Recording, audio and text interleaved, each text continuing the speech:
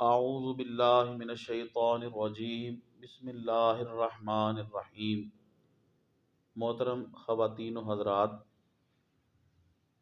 اونٹ کو حلال کرنے کے دو طریقے ہیں، ایک نہر کرنا اور ایک ذبح کرنا۔ اونٹ کو نہر کرنا سنت ہے۔ اونٹ اگر ذبح کیا، جیسے گائیں بکری وغیرہ کو ذبح کیا جاتا ہے، مگر ایسا کرنا مکروہ ہے اور سنت کے خلاف ہے۔ محترم خواتین و حضرات، نہر کسے کہتے ہیں؟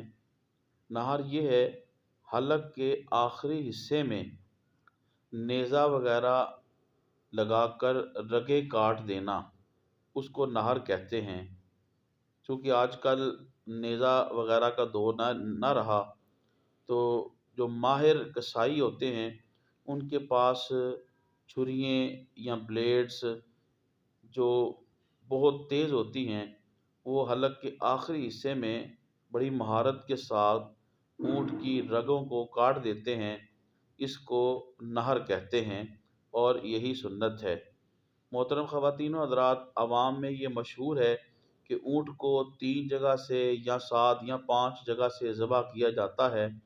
محترم خواتین و حضرات، یہ غلط ہے، بلکہ یوں کرنا مکروہ ہے، کیونکہ بلا فائدہ جانور کو ایذا دینا یعنی تکلیف دینا ہے۔